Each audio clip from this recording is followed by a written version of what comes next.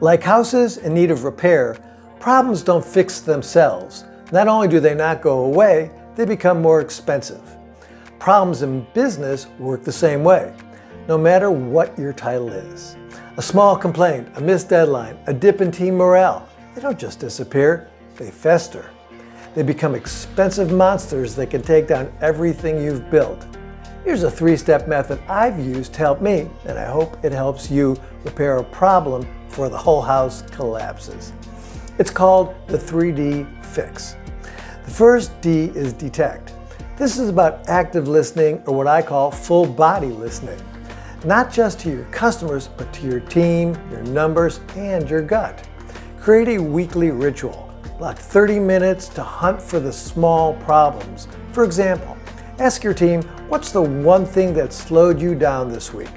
Look for the patterns and frustrations nobody is voicing. These problems, by the way, can be gold if you find and address them early. The next D is decide.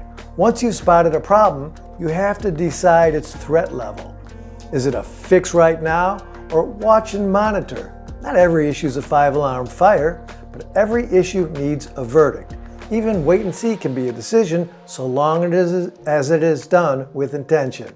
And the final D is, and this is the simplest but the hardest part, assign a name and a deadline to the solution. A solution without an owner and a time frame is just a wish. It doesn't have to be perfect, but it needs to be in action. Here's a true story that happened to me.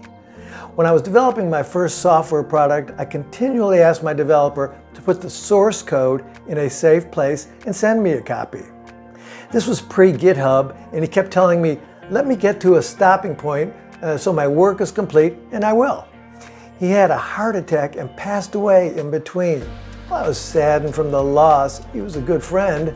I never found the source code, and it cost me a ton of money, and I had to start again. This was a problem I should have insisted on getting repaired immediately. You don't have to solve every problem today, but you have to start seeing them. That's where the work is. That's how you go from reacting to leading. It's not rocket science, it's just another discipline.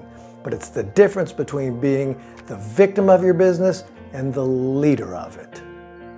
These ideas resonate with you. I have 169 previous Sunday Starters, all designed to accelerate your success and help someone else by giving us a suggestion of how you fix things before they spiral out of control in the comments. Remember, one hand washes the other, and together they get clean. Thank you for watching or reading. Have a really rewarding week, and I'll see you next time.